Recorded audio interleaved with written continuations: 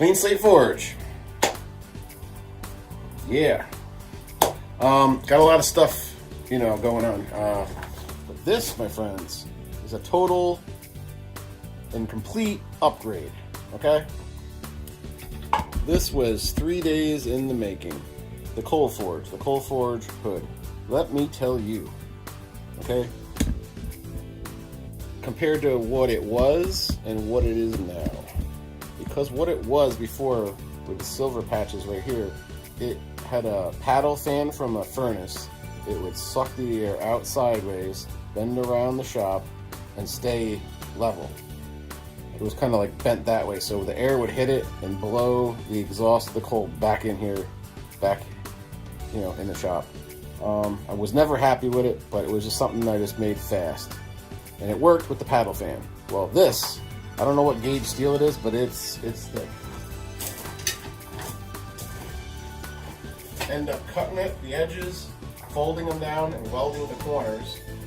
But the top part is all bent, so it's solid. There's no air leaks. I had leftover, so this whole part right here is the same weight as this, which is thick. So it could stand up to the heat, and none of it's galvanized, so it's not going to burn off any crap. It doesn't even, honestly, it doesn't even get hot. It goes straight up. It's got, I think, 5 to 6 foot straight up above the roof, so it gets a lot of draft. And I did hook up the fan, if you can see right here, the wire, the paddle fan. It does work when it's dusty, when I'm cleaning it, but when it's actually the fire is going, don't need it. The draft is so good that when I have the blow around, the fire and then the smoke goes right out. The draft up there just pulls that smoke right out. A lot of people don't put the hood, I did some research, they don't put the hood low enough. This is low. It's about 13 inches. I read somewhere between 12 and 15. You want it low. You want enough to grab that smoke and not have any backdraft on it. Backdraft is bad. You get carbon monoxide in here, and I've heard and read about a lot of smiths that had their hoods too high, and the backdraft and the carbon monoxide would come in, start giving them headaches. It's not anything you want to play around with. Carbon monoxide in your house when you're sleeping, it'll basically kill you. You'll go to sleep and that'll be it. But when you're out here working, you just get like headaches and stuff, and it's just not good stuff to breathe in. So this is another reason why I wanted to upgrade the ventilation on my Coal Forge to begin with. I end up redoing the whole shop, moving everything around. This is huge. I got barbed wire, on 4 ends, plus a couple brackets up in the ceiling, holding this puppy on here, more for aesthetics and stuff. I'm just overall happy with this. I can't wait there's a few things I gotta tweak with the Coal Forge, but I can't wait to start really, doing a lot more forging with the Coal Forge, other than the propane forge. I am in the process of upgrading my propane forge also to something bigger. I'm gonna go with the Chili forges. I acquired this really cool, it's heavy as hell, but I need to put a concrete foundation. I'm just gonna make a concrete slab and set it right in there and basically just permanently put this post vise. It's a big post vise too. I think it's got like 5-inch, 6-inch draws. It's a big boy. So that's where I put my anvil. Got the post vise. It's almost like playing a drum set. Like where that stool is right there, everything's there. I got my Coal Forge, my post vise, I got my anvil, I got my tongs, the hammers, and the hydraulic press. The other huge thing that was bothering me the whole time is the old setup. This camera's gonna kill me. So the old setup, what was bothering me was the original Coal Forge. The way I set it up, these 2 holes, that big one, that big chrome plate right there is the old hole for the Coal Forge, and the one above it was for the wood stove to keep it warm in here in the wintertime. They were right next to each other, and the heat from the wood stove would make it almost impossible to forge. It was just too hot, so I had to separate those two. So I ended up moving and redoing the wood stove, which is right over here, and that also was a bent pipe, and it wasn't getting. That was also a bent pipe, and it wasn't getting any draft. So I went straight up, and I'll tell you what, that wood stove works way better now. because of that, I had to, you know, shuffle a lot of stuff around. I'm still in the process of it. So this is like basically a shop tour.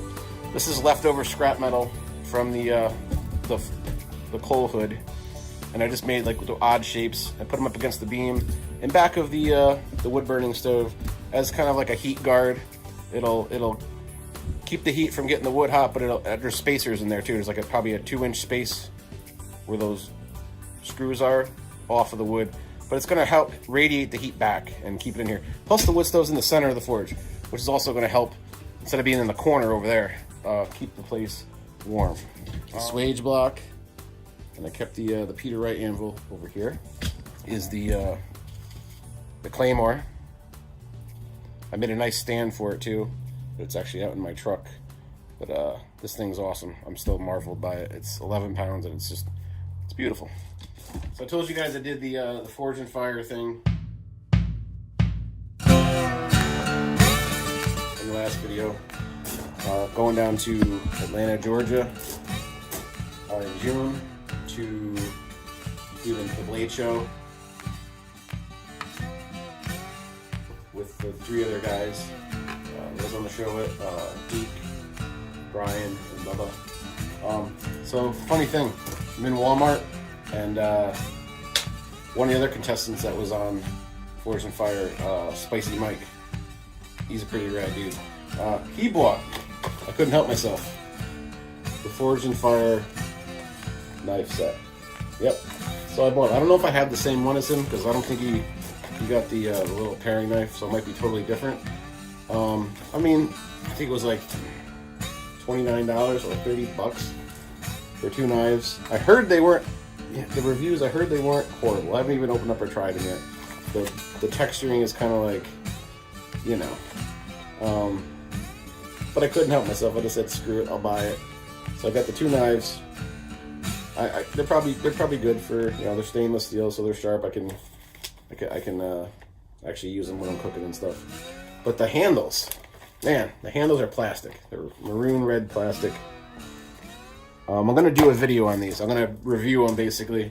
I'm not going to go crazy with them. They are what they are. They're a $30 Walmart Forge and Fire, you know, knife set. But what Spicy Mike did was he basically took, that's funny, yeah, he took they're just plastic handles. I don't know if his had that, but it's kind of like whatever. So I'm going to rip those off, take the pins out, find a nice wood, and redo the handles on these. And he did it really good. He did like the ends were like a little bit bigger. So I'll see what I can do. I'm going to see if I can reforge or just reinvent the, they're cool because they got the little,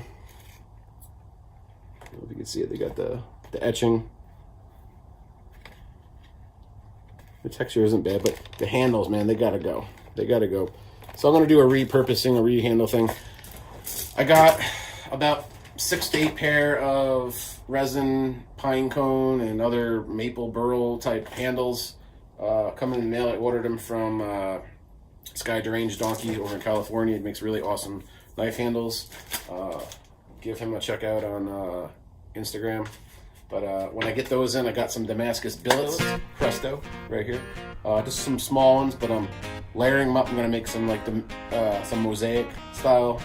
And actually, I got some spring steel that I'm using with the 15N20. I'm gonna infuse that together. And I'm just gonna use spring steel itself and make some badass knives with that. And just do a quick, just a heat treat on the edge, on the blade edge, and use up all these knife handles. But I'm very happy that I accomplished that. You know, I got that cool forge put in there.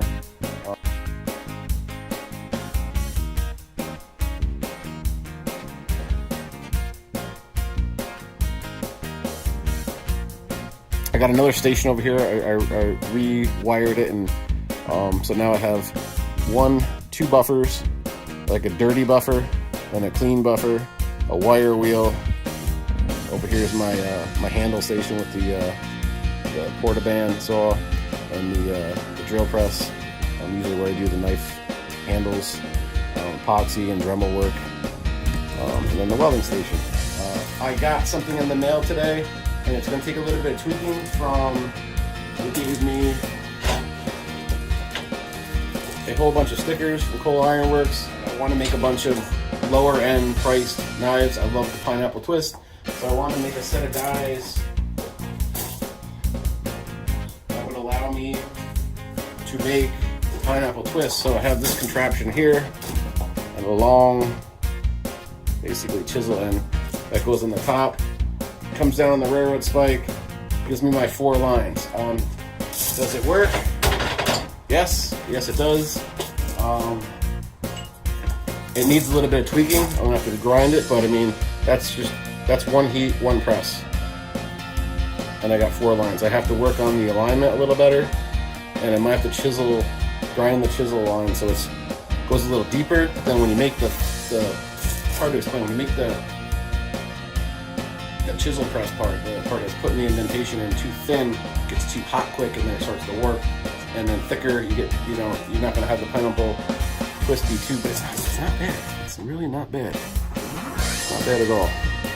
So a little refining with that. They also, when they sent me it, I have the old dies, not the new ones. So they gave me a tap and die for a new setup to clamp the dies into the press. The new die system. They gave me the tap and die. Here's the old one. It's just got your basic. The old system had the pin. Put the pin in, put your die in, put the pin in.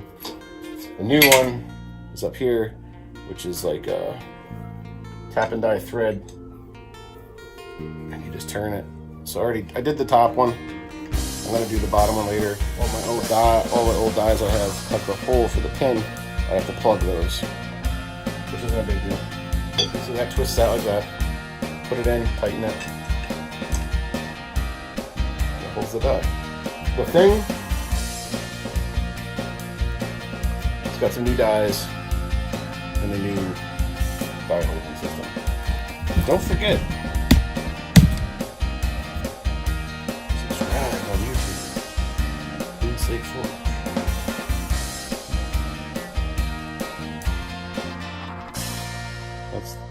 Just look at it. That's the new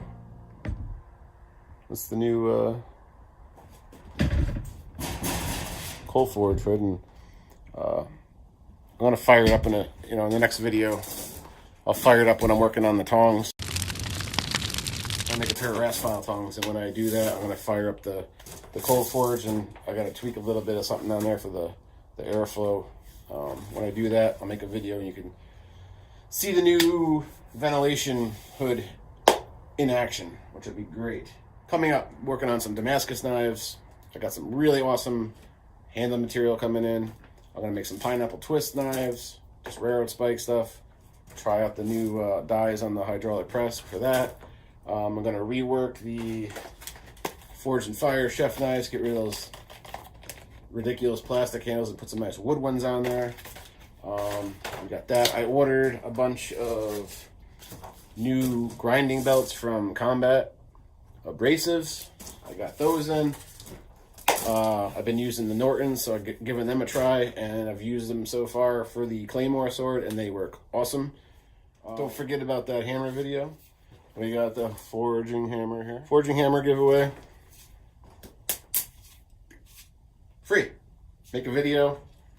Put it on the, make the link, post the link on the video for the giveaway, and I'll mail it out to you. Someone's going to win it. If only 3 people enter, the odds are pretty low. If only 2 people enter, you got a 50-50 shot of winning. If one person enters, I don't care. Like, one person enters, you won it. You already won the you won the hammer, basically. Clean Slate Forge, we're on Etsy. I don't have a lot of stuff on there, but I'm going to start putting stuff up there. I just been so cramped with time. One thing at a time, guys. Like, you know how that is. One day at a time, one thing at a time. That was huge. Doing the Cole Forge over, rearranging the shop. It's much more efficient in here now. It's more comfortable in here. I feel like I can get stuff done, faster in here now, and that's a plus. It's gonna make work easier and more productive, and that's just I'm gonna have more material, So, thank you for watching Clean Slate Forge. I'll see you in the next video.